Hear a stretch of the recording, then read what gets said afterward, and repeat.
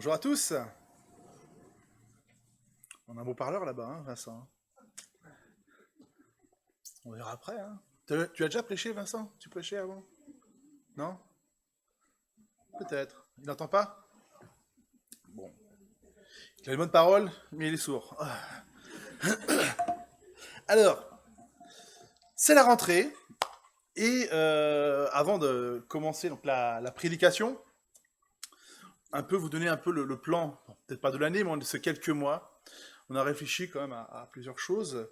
Donc, on va alterner les prédications du Nouveau et de l'Ancien Testament, hein, à peu près toutes les semaines. Pour le Nouveau Testament, on va plutôt réfléchir ensemble sur la volonté de Dieu et surtout comment nous l'appliquer pour grandir hein, avec lui. Et puis l'Ancien Testament, suite à la prédication de cet été, sur un peu le fil de l'histoire, on va reprendre ce fil de l'histoire quand on voit que on a besoin qu'on se rappelle l'histoire, hein, qui raconte justement dans l'Ancien Testament l'histoire de Jésus en fait. Et souvent on a du mal à connaître cette histoire. Donc on fera un parcours. Alors, on va prendre juste des points, hein, on va pas tout faire comme ça, hop là, hein, juste des points comme ça importants, mais chronologiquement. Voilà, et puis on va alterner avec un thème libre par mois quand même. Donc ça on va alterner nouveau, ancien, et puis un thème libre. Ok? Pour ça c'est comme ça. Alors donc ce matin, je trouvais pour la rentrée, la volonté de Dieu dans nos relations. Nos relations. Est-ce que vous connaissez le dicton « toute vérité est bonne à dire » ? Vous êtes d'accord avec ce dicton ou pas? Pourquoi? Pourquoi Jessica? Des vérités qui blessent? Ça fait réfléchir, hein? Hein? Qui peuvent choquer? Ouais. On va y revenir, hein, tout à l'heure. On va développer. Mais c'est intéressant de réfléchir, alors qu'on est bien que Jésus est la vérité, mais avec ce dicton, toute vérité est bonne à dire, hein, n'est pas bonne à dire. Je suis trop bien dans le dicton. Alors toute vérité n'est pas bonne à dire apparemment. De toute façon, on s'en fiche, on va en parler après. Merci Jean, en tout cas. Alors je vous propose de lire ensemble 1 Thessaloniciens, chapitre 4, versets 1 à 12. Hein, je vous rappelle le titre, hein, c'est la volonté de Dieu dans nos relations. Et je pense que c'est bien de commencer l'année avec les relations, justement, entre nous, mais aussi les uns en dehors. Hein, c'est vraiment en général. Au reste, frères, puisque vous avez appris de nous, donc c'est l'apôtre Paul qui parle, hein, donc des apôtres, vous avez appris des apôtres, hein, comment vous devez vous conduire et plaire à Dieu, et que c'est là ce que vous faites. Nous vous prions et nous vous conjurons au nom du Seigneur Jésus de marcher à cet égard de progrès en progrès. Quoi, il y a toujours du travail à faire. Vous savez en effet quels préceptes nous vous avons donnés de la part du Seigneur Jésus. Ce que Dieu veut, c'est votre sanctification. Hein, sanctification, c'est le processus qui nous rend meilleurs au fur et à mesure. Ce que vous vous absteniez de l'impudicité. C'est que chacun de vous sache posséder son corps dans la sainteté et l'honnêteté. Hein, le mot posséder, c'est la maîtrise, hein, il faut voir ici. Sans vous livrer à une convoitise passionnée, comme font les païens qui ne connaissent pas Dieu. C'est que personne n'use envers son frère de fraude et de cupidité dans les affaires, parce que le Seigneur tire vengeance de toutes ces choses, comme nous vous l'avons déjà dit et attesté. Car Dieu ne nous a pas appelés à l'impureté, mais à la sanctification. Celui donc qui rejette ses préceptes ne rejette pas un homme, mais Dieu, qui vous a aussi donné son Saint-Esprit. Pour ce qui est de l'amour fraternel, vous n'avez pas besoin qu'on vous en écrive, car vous avez vous-même appris de Dieu à vous aimer les uns les autres. N'est-ce pas? Et c'est aussi ce que vous faites envers tous les frères dans la Macédoine entière. Énorme. Hein, c'est pas que Thessalonique, mais toute la région est impactée par cela. Mais nous vous exhortons, frères, à abonder toujours plus dans cet amour et à mettre votre honneur à vivre tranquille, à vous occuper de vos propres affaires. J'insiste un petit peu. Hein, pas toujours faire fouiller à droite à gauche. Hein, s'occupe de ses propres affaires et à travailler de vos mains, comme nous vous l'avons recommandé, en sorte que vous vous conduisiez honnêtement envers ceux du dehors et que vous n'ayez besoin de personne. Tiens, il y a un impact qu'on voit ici. Alors, par rapport à notre thématique ce matin, les relations, j'observe 3 choses.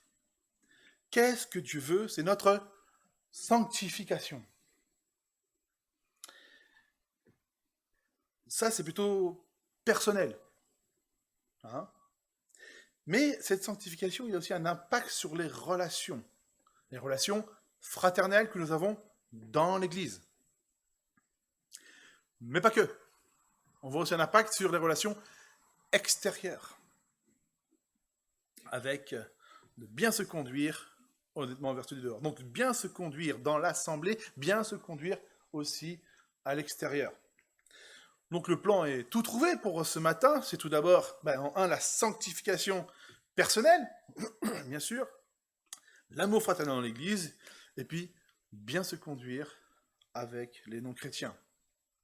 Pas toujours facile, hein, car il y a des pénibles, aussi bien dans l'Église qu'à l'extérieur, non? C'est facile à en parler comme ça, hein. Mais quand on est confronté à quelqu'un qui ne fait que de poisson, hein? Ouais. Je dois d'abord changer pour améliorer mes relations dans l'Église et au-delà. Travailler d'abord les relations extérieures. Non. Dieu ne veut pas que nous changions l'extérieur vers l'intérieur. Il veut que nous changions d'abord l'intérieur, notre cœur, notre manière d'être, vers l'extérieur. C'est fou l'apôtre Paul, hein, comme il est cohérent dans ses propos. Hein. À la première lecture, on ne voit pas forcément ça. Hein. Mais quand on creuse un petit peu, alors moi c'est ce que je vois en tout cas. Donc la sanctification va nous pousser à bien nous conduire. Et donc c'est un changement qui est personnel, que Dieu opère au fur et à mesure. Tout à l'heure on a parlé de nouvelle naissance. La nouvelle naissance, hein, c'est quand qui parachève la conversion. La conversion, c'est je choisis de me tourner vers Christ, mais le fait de choisir ne me rend pas pur aux yeux de Dieu. Ne me fait pas naître de nouveau, mais ce choix, cette ouverture va permettre à Dieu de me faire naître de nouveau par le Saint-Esprit, qu'on appelle la régénération. Et à partir de là commence le processus de sanctification. D'accord? Où Dieu va me changer petit à petit. Je ne suis pas parfait du jour au lendemain. Hein? Dieu me voit parfait à travers Christ, ça c'est vrai. Mais réellement, je ne suis pas parfait. Dieu va me mettre au fur et à mesure, il va mettre le doigt sur des détails de ma vie qu'il faut changer. Et là, on a quelques exemples de détails. Pas tout dans ce passage, hein. Il y a d'autres sujets. Mais comme moi, j'aime bien m'attacher au passage qu'on est en train d'étudier ensemble, donc voilà les sujets que Paul propose. 4 mots: l'impudicité, la convoitise passionnée, la fraude et la cupidité. Peut-être des mots compliqués, non, pour certains? Ah bah c'est bien, on va expliquer. Premier mot, l'impudicité. En grec, porneia. Là j'ai mis le grec parce que porneia a donné le mot pornographie. Vous voyez, il y a un lien qui est là. L'impudicité, on va dire, c'est toute relation sexuelle illicite. Et aujourd'hui, on vit dans un monde quand même où la liberté sexuelle est très très libre. À une époque, être adultère était puni par la loi. Hein. Alors aujourd'hui, pas du tout. Alors, c'est quoi ces relations sexuelles illicites? L'adultère, on le retrouve dans la Bible. Hein. La fornication, les relations sexuelles avant le mariage. Ça, faut le rappeler, ça.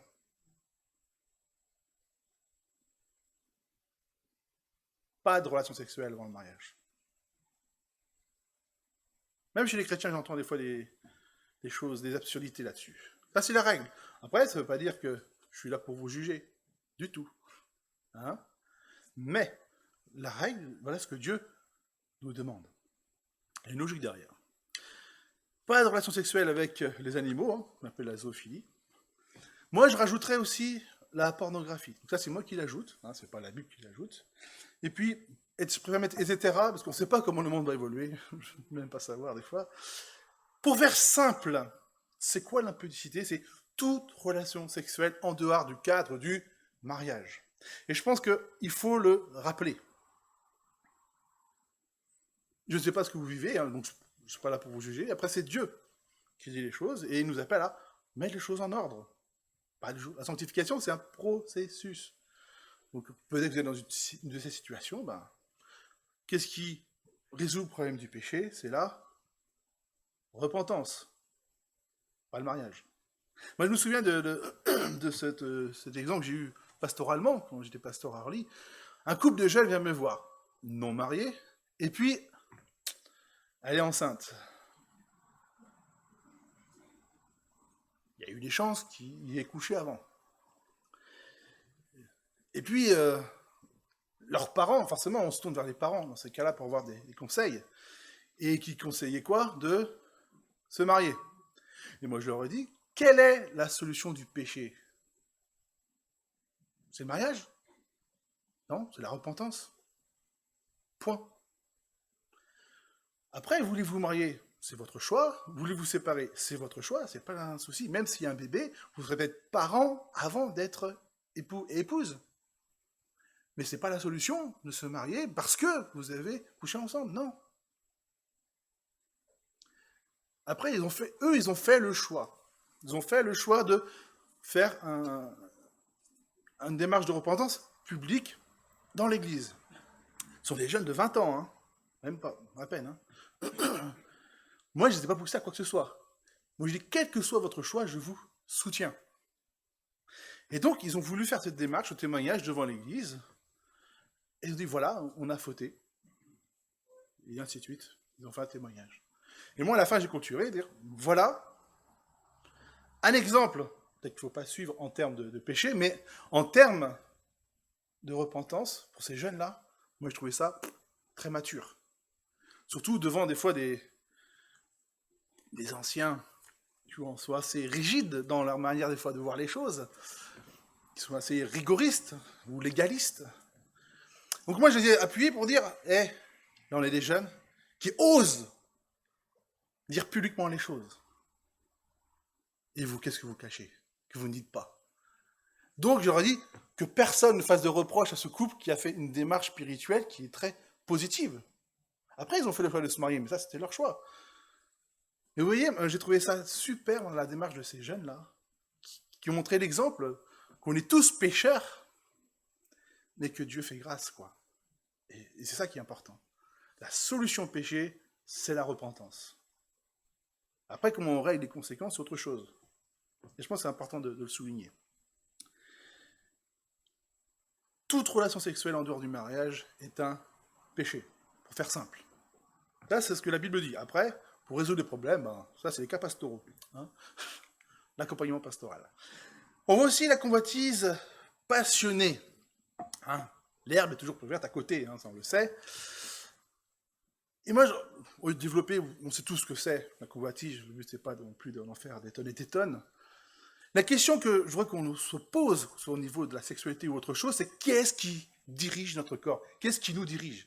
Est-ce que ce sont nos pulsions, nos envies, le désir de posséder quelque chose, ou est-ce que c'est notre esprit? La question est là. Qui est le maître de notre corps? Est-ce que je fais tout ce que j'ai envie, tout ce que mon corps réclame,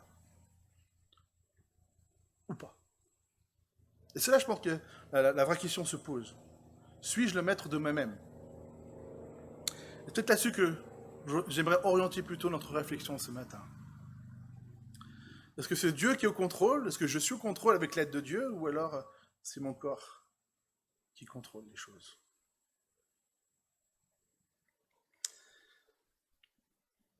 Pour les païens, le sexe est un moyen de se livrer à la convoitise passionnée. À leurs yeux, la chasteté est une faiblesse et le mariage, le moyen de légaliser le péché.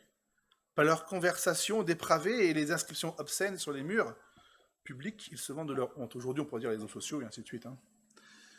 Mais tout ça nous ramène à cette question-là. Aujourd'hui, on est entouré de tentations dans tous les sens, et ça commence très jeune. À l'école, l'influence de nos amis, ou de pseudo-amis, on est entouré de tentations. Est-ce que nous savons résister?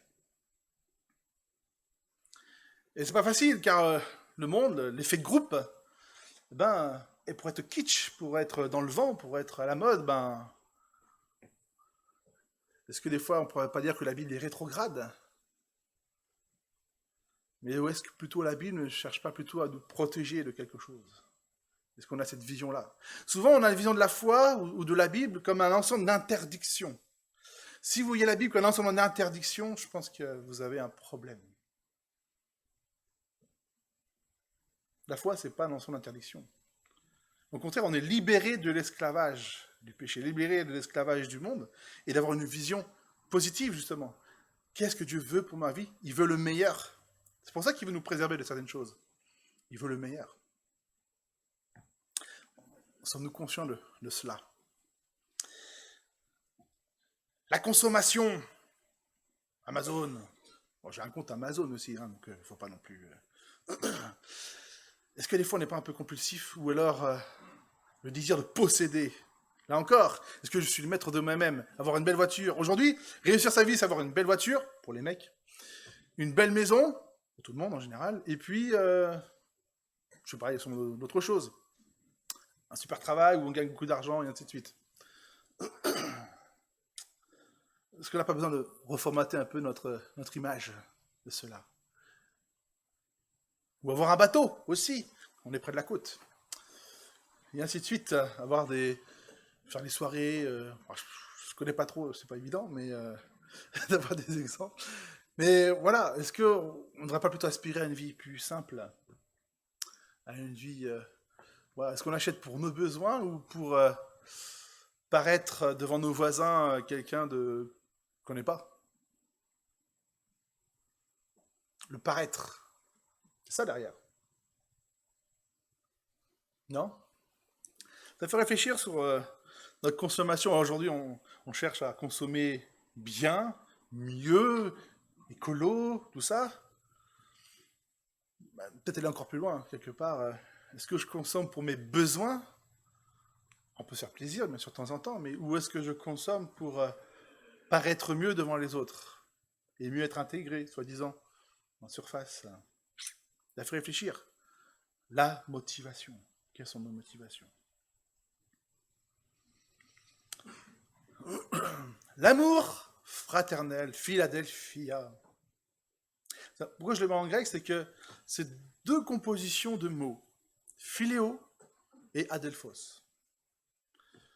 Vous savez, bien sûr que vous savez que en grec, l'amour se décline en 4 possibilités, n'est-ce pas?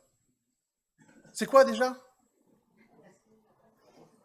Eros, agapeo ou agapé, ou tous les.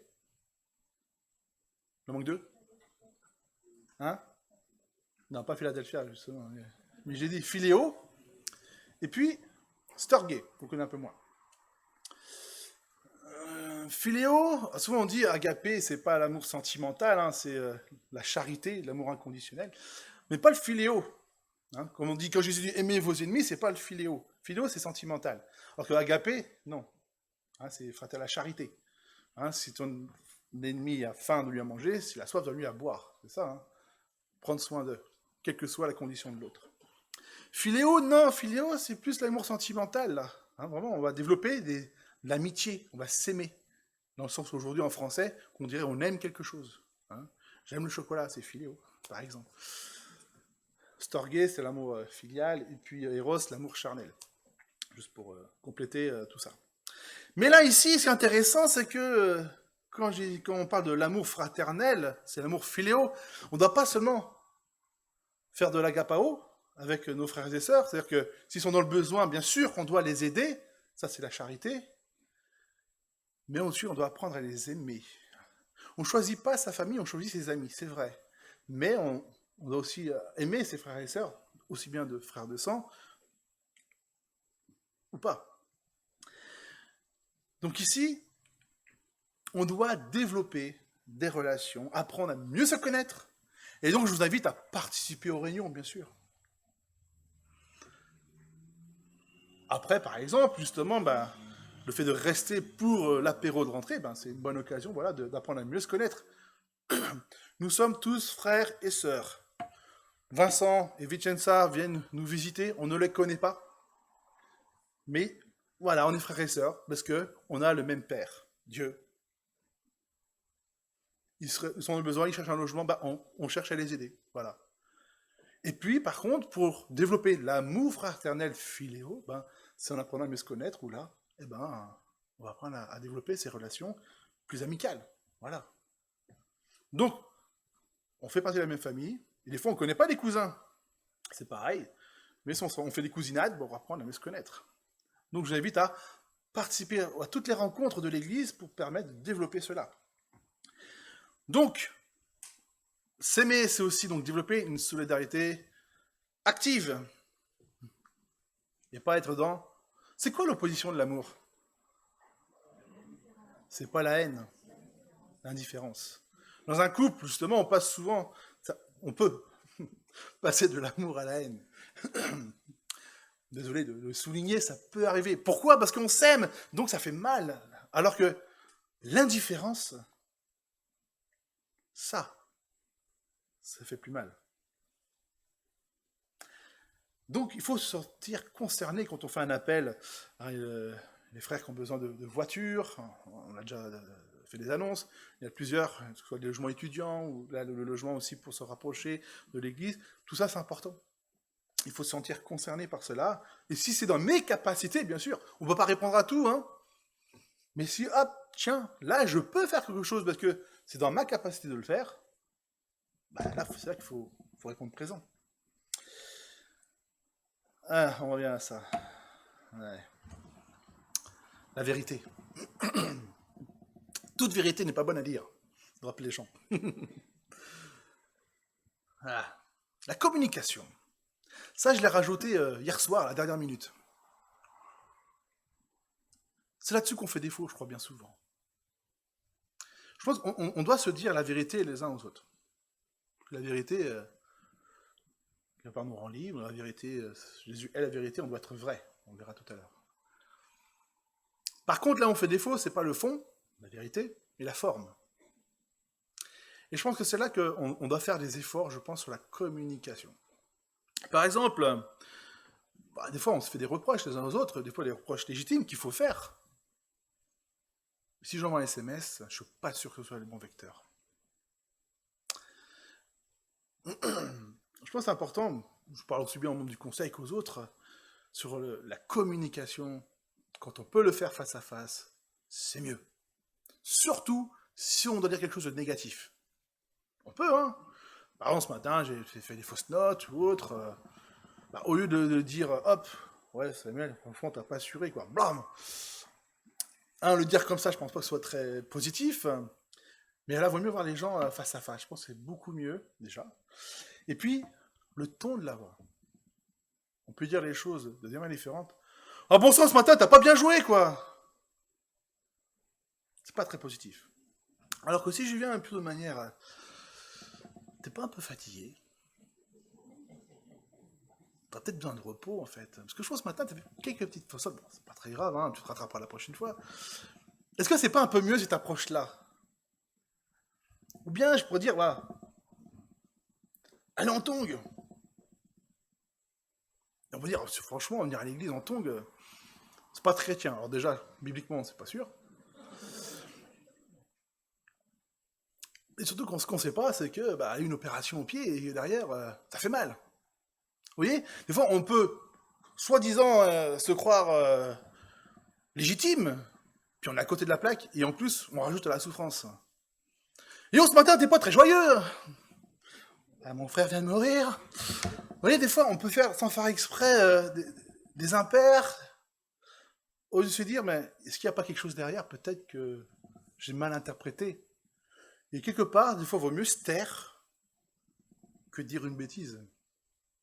Donc je pense que la communication, c'est vachement important parce qu'on fait, comme dirait l'apôtre Jacques, hein, la langue est faite pour bénir, mais aussi pour maudire, et on fait du mal avec. Donc je pense, au lieu d'être dans le jugement et de dire, c'est pas bien ce que tu fais là, ou c'est mal ce que tu as fait là, plutôt poser la question, qu'est-ce qui ne va pas? Est-ce qu'il y aura un souci? Vous voyez? Peut-être qu'il y a un problème, et justement, et on cherche plutôt de l'aide, plutôt que de voir un fait et mal interpréter ce fait. C'est tout un travail, la communication. Hein, donc, c'est des heures et des heures dessus, mais c'est pas le but. Moi, je vous encourage vraiment, pour vivre cet amour fraternel, hein, quand on dit qu'il faut aller aux rencontres, à intégrer un groupe de maison, par exemple. Hein, on va relancer les groupes de maison, là. C'est important parce qu'on ne peut pas vivre la famille de Dieu, tout le monde.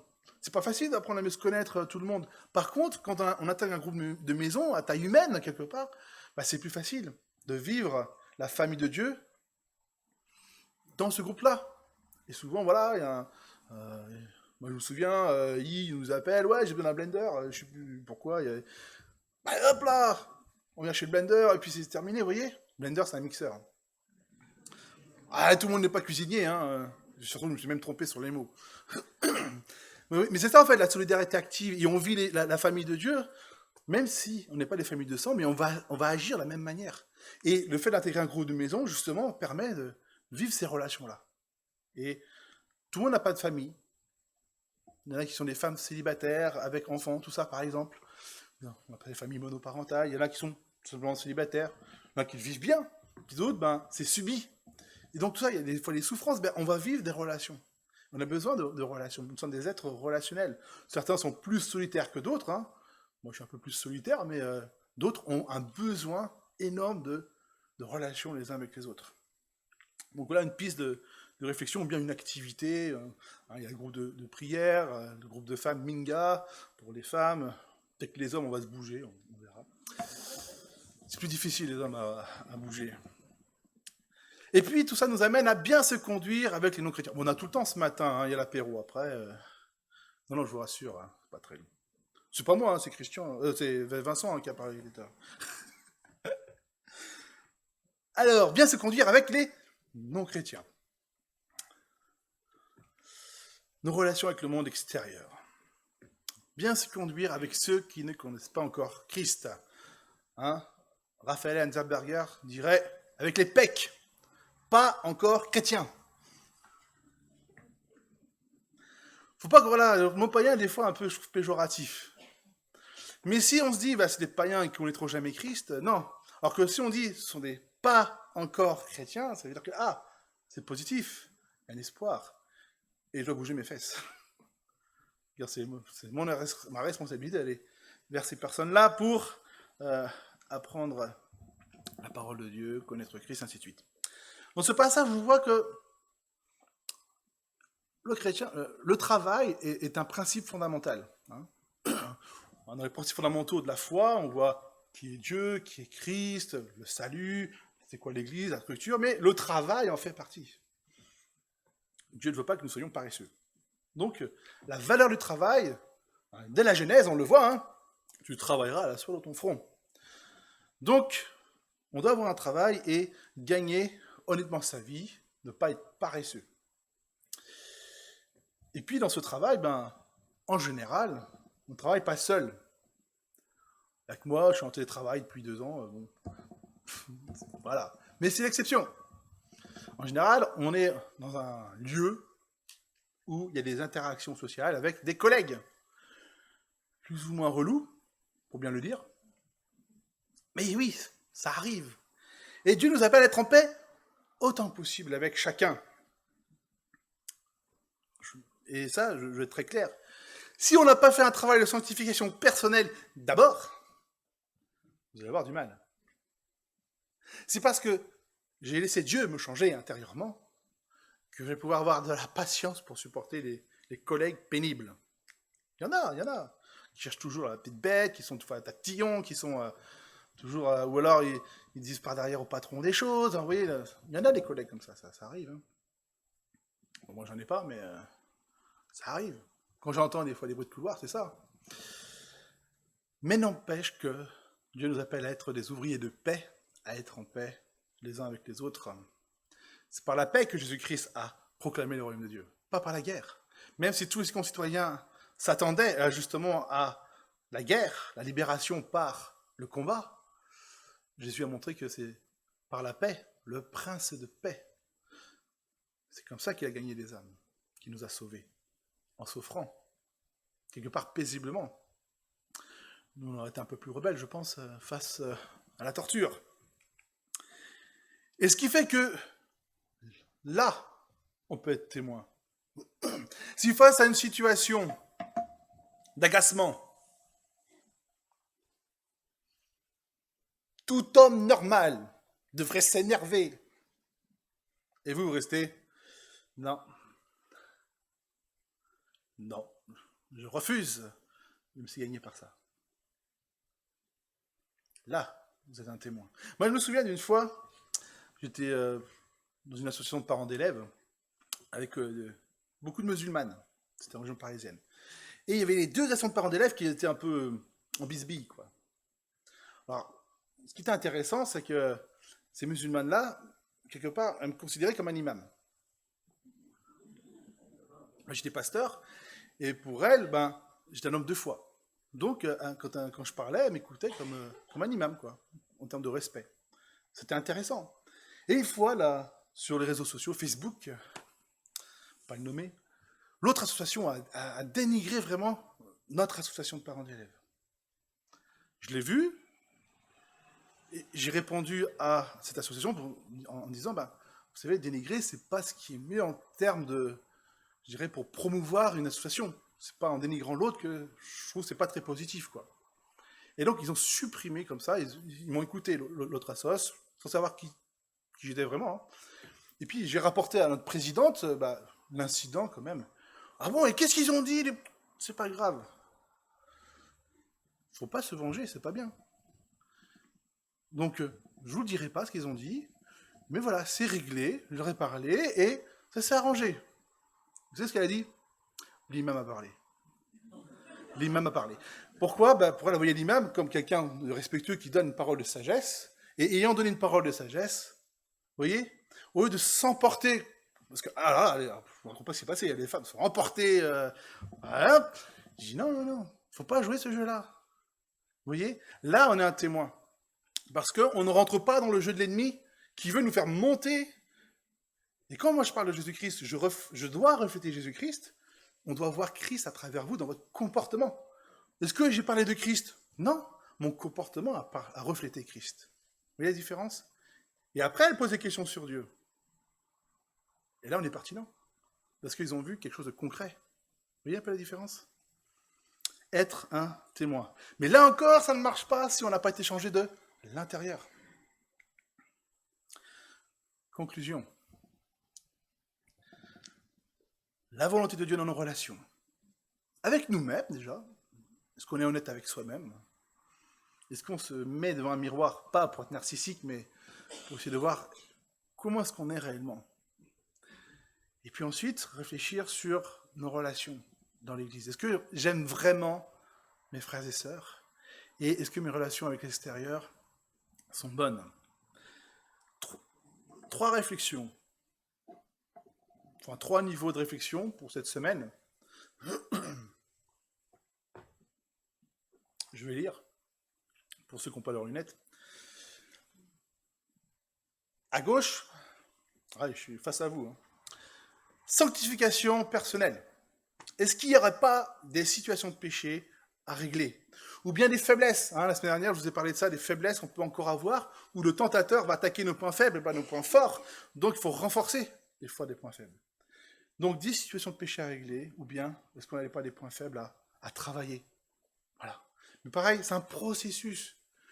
Ne vous attendez pas à être parfait du jour au lendemain. C'est toute la vie qu'on travaille ça, d'accord? Donc, je ne voudrais pas que vous soyez découragés en disant « j'y arrive pas ». Ouais, mais il faut juste prendre position, prier, se faire accompagner, et hop, on travaille cela petit à petit. Deuxième point, sur les relations fraternelles, bannir l'indifférence. On n'écoute pas les annonces comme ça au hasard et on laisse passer et ainsi de suite. Non, mais s'intéresser davantage aux frères et sœurs qui sont dans l'Église? Est-ce que je connais mon frère? Moi, je ne vous connais même pas tous. Vous voyez, donc c'est un travail, pareil, ça prend du temps. Donc c'est pas du jour au lendemain qu'on va connaître tout le monde, mais c'est petit à petit. Peut-être pendant l'apéro, peut-être s'approcher de personnes. Tiens, moi, je t'ai jamais parlé. Peut-être le cas. Ah ben tout à l'heure, ça fait partie d'une situation. Hein. Et c'est ça qui est intéressant. Des fois, depuis des années, on se croise, mais on ne ne se connaît pas. Donc peut-être faire un petit pas de plus de ce côté-là. Et puis, troisième piste, s'attacher à un groupe. C'est intéressant. Par exemple, j'aime bien ce groupe-là, c'est des personnes un peu plus âgées qui se rencontrent souvent le dimanche après-midi, qui jouent, ils font des jeux de société. C'est super. Parce que là, on échange. Et puis des fois, avec les jeux, c'est intéressant. Faut pas tricher, bien sûr. Mais voilà, les petites tensions qui... C'est ça qui est intéressant. Hein. Puis il y a des jeux, des fois, ouais. Et puis, les relationnels en dehors, suis-je un bon témoin? Est-ce que je reflète Christ dans mon comportement? Est-ce que je suis honnête? Est-ce que je suis plutôt travailleur, plutôt paresseux? On a le droit de faire la sieste, c'est pas être paresseux. Pas confondre. Non, c'est pas ce que je dis. Et puis, est-ce que je suis plutôt quelqu'un de pacifique ou quelqu'un de querelleur? Non, je te regardais pas. Est-ce que j'ai un charisme de paix ou plutôt quelqu'un qui va tout de suite rentrer dans l'art? Hein? Voilà les trois pistes, je pense, les trois axes où on peut travailler encore, je pense, dans sa vie. Est-ce que vous avez des questions? On n'a pas l'habitude, mais... Non? Ça va? C'est des bons projets? Oui? Oula. Ah, t'avais la main, c'est pour ça que j'ai eu peur. Ah, mais la question, c'est dangereux, là, des fois. Hein. Ah, enfin, je pense que le rôle de prédicateur, c'est pas de vous ennuyer ou de vous laisser dans une léthargie, un pseudo-confort apparent. Au contraire, de se remuer, de remettre en question pour aller de l'avant. Donc forcément, bah oui, il y a du travail à faire. Mais ce qui est important, c'est que ça se concrétise. Bah, je me souviens d'une parole de mon beau-père, qui est aussi prédicateur, qui comme ça, il avait prêché, et à la fin du message, une personne est venue le voir et dit « C'est une super prédication ». Ça fait plaisir. Le dimanche d'après, mon beau-père va voir la personne, alors qu'est-ce que tu as fait? Qu'est-ce que tu as mis en place dans ta vie pour régler ça? Ah ben rien, alors j'ai échoué. Vous voyez, on peut se dire, ouais, c'est super, intéressant ce que tu dis, mais ce qui m'intéresse, moi, en tant que prédicateur, c'est pas ce que forcément, ce que vous retenez intellectuellement, c'est les prises de position et les changements qui se mettent en place. Car ça, c'est Dieu qui agit. Mais Dieu ne nous impose rien. C'est à chacun d'accepter ce que Dieu veut. D'où le titre, la volonté de Dieu dans nos relations. Amen. Prions. Oui Seigneur, quel défi tu places devant nous. On peut appeler ça un défi, c'est vrai que nous ne sommes pas parfaits. Et tu connais chacun, tu connais chaque situation, on ne veut pas juger, mais ce que tu veux c'est notre bonheur et que nous réglions les choses au fur et à mesure. Nous ne voulons pas décourager, mais au contraire on veut encourager pour que tu accompagnes, pour que tu nous accompagnes dans tous nos soucis, dans tous nos problèmes qu'on doit régler justement pour te glorifier et être de plus en plus pur à tes yeux Seigneur. Mais tout seul on ne peut pas. Tout ça, on ne peut pas. Il faut le reconnaître, être humble et dire qu'on n'est pas capable de changer nous-mêmes. Mais on peut prendre la position et te demander de nous changer. Alors change-nous, révèle-nous les points que nous devons améliorer, Seigneur, pour que nous puissions te glorifier. Et aide-nous, viens à notre secours, pour que nous puissions être meilleurs à tes yeux. Et puis que nous puissions vivre de vraies relations les uns avec les autres, que nous soyons vraiment une église unie, qui nous aimons les uns les autres, et que cet amour soit visible à l'extérieur, à travers nos relations, et que ce témoignage soit vraiment vecteur de l'évangile.